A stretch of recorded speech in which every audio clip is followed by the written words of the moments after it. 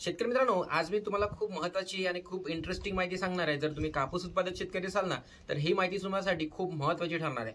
तर ही व्हिडिओ नक्कीच वेळातून वेळ काढून शेवटपर्यंत बघा शेतकरी मित्रांनो, कारण की ही माहिती तुम्हाला आजवर YouTubeवर कोणीही सांगितलेली नसेल। तर व्हिडिओ नक्की शेवटपर्यंत बघा आणि जर तुम्ही त्याआधी चॅनलवर नवीन असाल तर आपल्या ॲग्रो इंडिया या YouTube चॅनलला आजच सबस्क्राइब करून घ्या शेतकरी मित्रांनो। शेतकरी मित्रांनो, आज आपण या व्हिडिओमध्ये कपाशीची लागवड तर आपण करत असतो आणि आपण वेगवेगळे अंतरे ठेवत असतो, ज्यामध्ये आपण 3 बाय 1.5 फूट, 4 बाय 1.5 फूट, 5 बाय 1.5 फूट, 6 बाय 1 फूट असे वेगवेगळे अंतर ठेवत असतो शेतकरी मित्रांनो।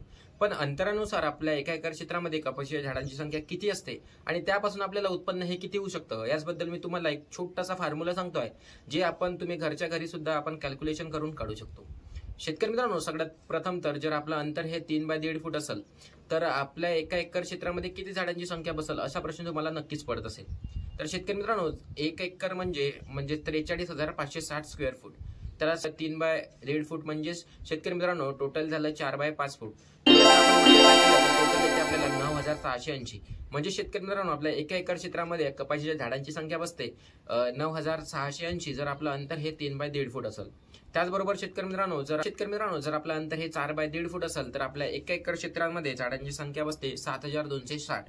त्यानंतर शेतकरी मित्रांनो, जर आपलं कपाशीच्या झाडांचं अंतर हे 5 बाय 1.5 फूट असेल तर आपल्या एका एकर क्षेत्रामध्ये कपाशीच्या झाडांची संख्या बसते 5,808।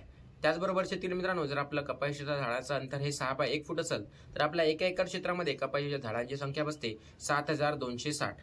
शेतकरी मित्रांनो, या पद्धतीचं अंतर म्हणजे या पद्धतीचं एका एकर क्षेत्रामध्ये झाडांची संख्या हे बसत असते। जर तुमचे अंतर हे असेल तर आपल्या एका एकर क्षेत्रामध्ये या पद्धतीनं झाडांची संख्या बसत असते। आणि